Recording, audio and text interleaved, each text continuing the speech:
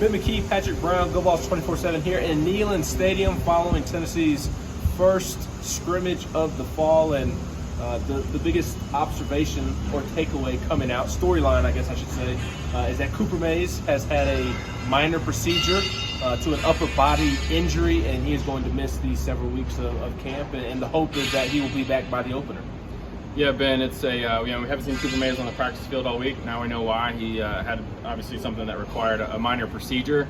And so the downside is, Cooper is one of Tennessee's most important players. I did a ranking of Tennessee's most important players. He was number 3 behind Joe Milton and Aaron Beasley, so that tells you what you need to know about him. But the silver lining is Tennessee is getting plenty of time and plenty of practice to work through some of its other guys at center. Sounds like Ollie Lane might be next up at that position. He's a 6-year guy. He's played a lot of football. He's played all the interior spots for Tennessee in his career. Addison Nichols is also getting some work there, in addition to being in the mix at left guard as well. So Tennessee's going to have some time between now and Virginia to figure out its options. And we knew going into the camp that they'd have to figure out that backup center spot, because now they can't just slide Jerome Carvin over there. No, they can. And those shuffling around up front, it led to some issues for the offense today. The defense certainly got the best of the offense today, and that was to be expected. Shuffling along the offensive line. Tennessee's top receivers did not give it a go today because of some nicks and some knacks. Frankly, there weren't very many touchdowns. Joe Milton ran one in. Jack Jancic caught one as well. But just the shuffling around and some nicks and bruises, nothing catastrophic. But the injuries are starting to somewhat mount on the offensive side, and it allowed a defensive front that everybody's high on right now to certainly get the best of the offense. Yeah, Ben, the defensive line I think has had a good start to camp. I think that continued today. It sounds like they were able to stop the run early in the scrimmage and get off the field in some third down situations. Did sound like the offense came back a little bit later in the scrimmage and were able to generate some things.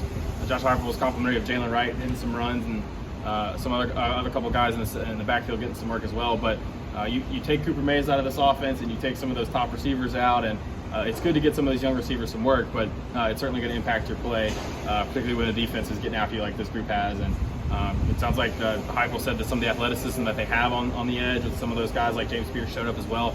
So I think that's probably a good sign coming out of today. Yeah, and Heupel was very excited, or not, I don't know, I should say very excited, but he was pleased with what Joe Milton did today and what Nico Iamaleava did as well. Yeah, and I think they probably had some wet ball conditions with it. It rained like 3 inches last night here in Knoxville. So, and with maybe some guys that aren't their top guys at receiver, I think you're gonna maybe see some issues where the quarterbacks are having to maybe hold the ball a little bit too long. And but Heupel said that Milton did a good job of decision making. He continues to harp on situational football and clock management, some things like that, coming out from their own end zone, running the 4-minute offense. Those are obviously things that a lot of teams work on early in camp and in scrimmages too, because you're going to encounter those moments of the season. So I think that was one of the things that Heupel wants to see Joe Milton continue to work on over the next couple weeks. Yes, he was very high on the running backs that you brought up.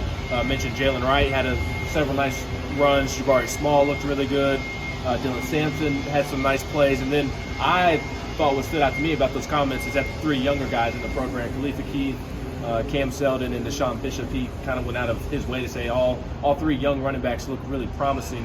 We talked about the shuffling up front along the offensive line at receiver. There's also some shuffling going about in the secondary right now as well. Yeah, we haven't seen Wesley Walker, who probably would be a starting safety, and Tremaine McDonald, who's going to be back as a starting star. That's probably 2-year starters. Those guys haven't done a whole lot this week. They've been held out. I think they're going to continue to be held out for the next little bit.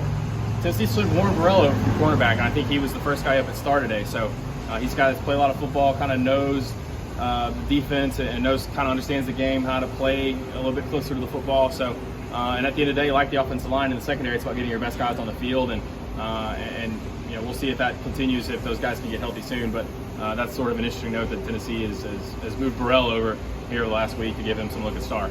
Yep, they are certainly under construction, just like Neyland Stadium is. We've got 23 days until the opener and 30 days until the home opener. And as you can probably hear, they are well underway in trying to get this thing prepared. So for Patrick Brown, I'm Ben McKee. We've got plenty of coverage up at Go Vols 24/7 of scrimmage number 1 of fall camp.